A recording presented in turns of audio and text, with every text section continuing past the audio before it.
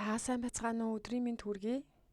За сурагчдын энэ оны болон өмнөх онуудын жилийн эцсийн дүн үнэлгээг эсээсээс хэрхэн татах заавар зөвлөгөө өгсөн бичлэгийг хүргүүлж байна.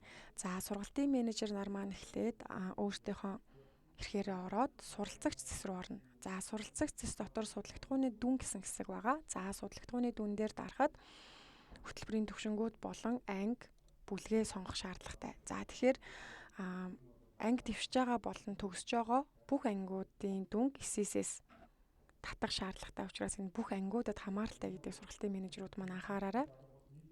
За би жишээ болгоод сур хөтөлбөрөөс 9Б гэсэн ангийг сонгоё. За ингээд тухайн хөтөлбөрийн төвшин болон анги бүлгийг сонгоход тухайн ангид хамааралтай суралцагчдын овог нэр бол регистрийн дугаар харагдана.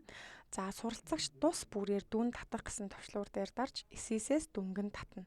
Энийг та нар маань анхаараарай. За суралцагч тус бүр дээр харилцан адилгүй дүн татагдана. Жишээлбэл эхний суралцагч дээр 175 ширхэг дүн татагдчихээн. За энэ бол 1-р ангиас 9-р анги хүртэлх жилийн эцсийн дүн үнэлгээ.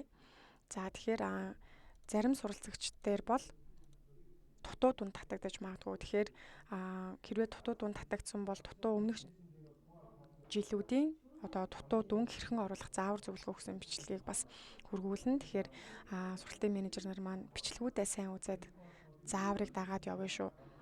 За ингээд суралцагч тус бүрээр та нар маань ингээд дүн татах товчлогыг ингээд дараад дүнг нь суралцагч тус бүрээр татнаа.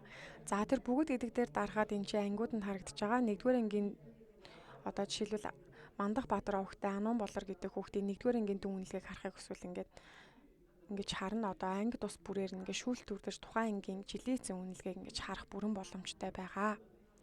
За ингээд анхаарал тавьсан явдал баярлалаа.